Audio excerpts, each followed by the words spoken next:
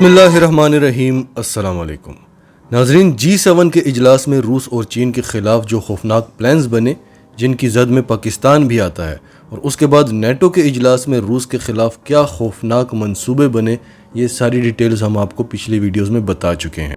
आज की वीडियो में हम आपको बताएंगे कि चीन और रूस ने इस पर क्या ज़बरदस्त रिएक्ट किया है। पहले तो मुख्तसरन आपको बताएंगे कि पहली बार तारीख़ में नेटो की तरफ से इशू किए गए ब्लूप्रिंट में चीन का नाम भी है।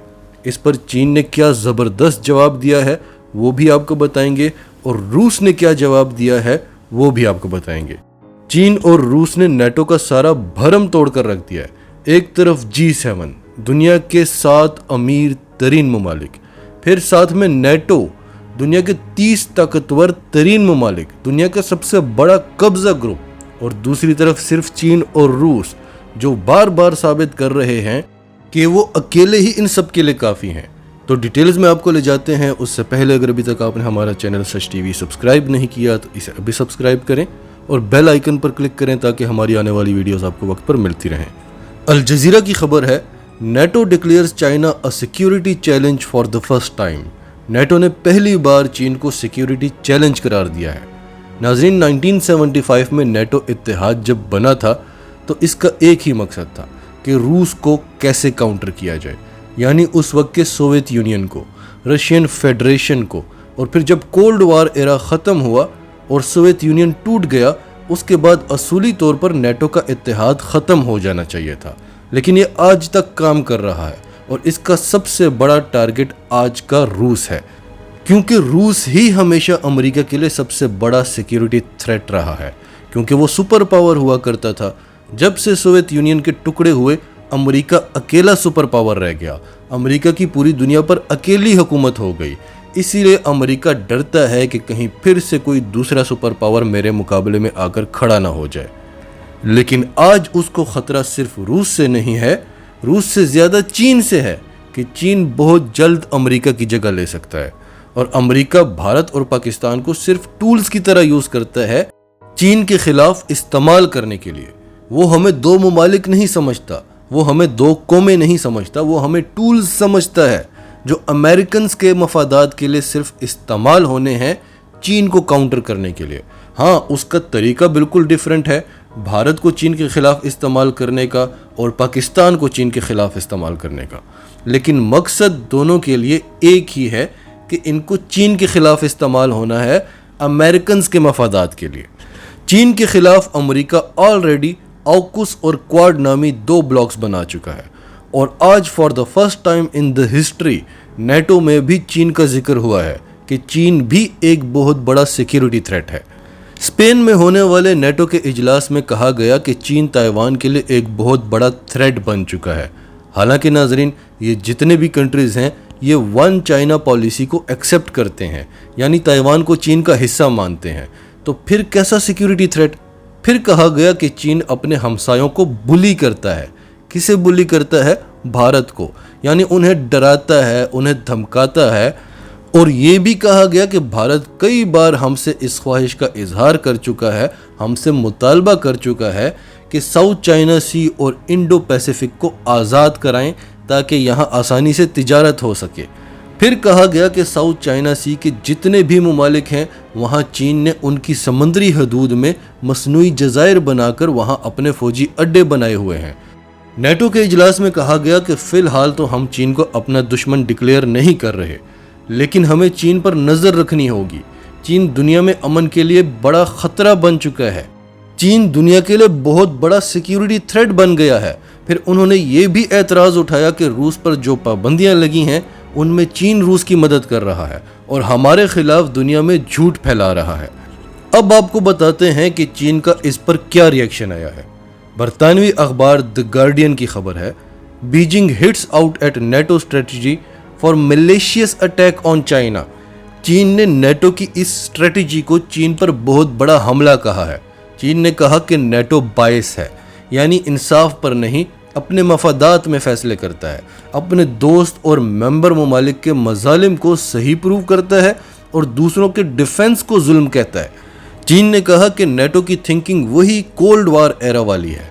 چین نے نیٹو کی تھنکنگ کو آئیڈیالوجیکل بائس تھنکنگ کہا۔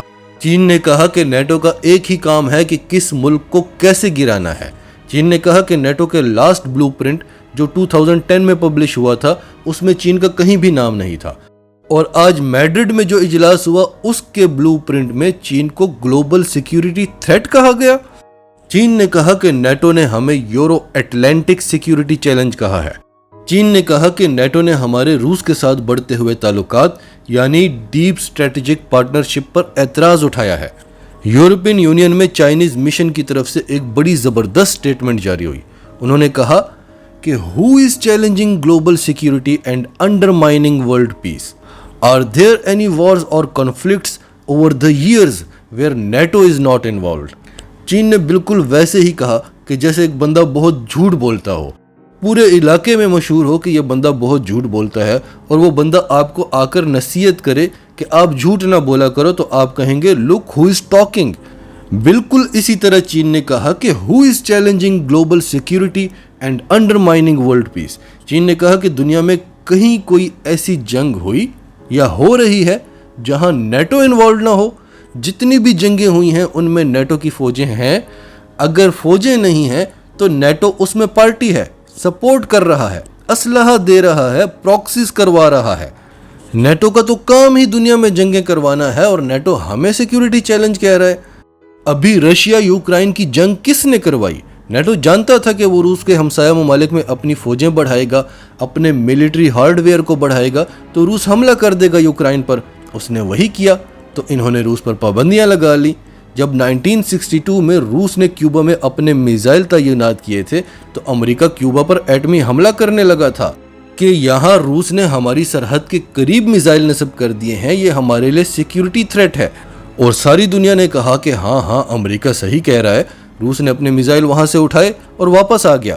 تو جب تب امریکہ صحیح کہہ رہا تھا تو آج روس بھی صحیح کہہ رہا ہے کہ آپ کیوں اس کے بارڈر پر اپنے فوجی اڈے بنا رہے ہو، اسے چاروں طرف سے گھیرنے کی کوشش کر رہے ہو، آپ بھی تو اس کے لیے سیکیورٹی تھریٹ ہو، تو وہ بھی حملہ کرے گا۔ اگر یہ چاہیں تو ایک دن میں جنگ روک سکتے ہیں، لیکن یہ جنگ کو روکنا ہی نہیں چاہتے۔ یہ یوکرائن کو بھر بھر کر اسلحہ دے رہے ہیں کہ وہ لڑتا رہے، خود بیچ میں نہیں آنا چاہتے۔ تو چین نے ان کو ان کی اصلیت بتائی کہ ہمیں سیکیورٹی تھریٹ کہہ رہے ہو، ساری دنیا میں جنگیں تم نے چھیڑی ہوئی ہیں، چین کہاں جنگ لڑ رہا ہے؟ پھر چین نے کہا کہ when it comes to act that undermines China's interest, we will make firm and strong responses۔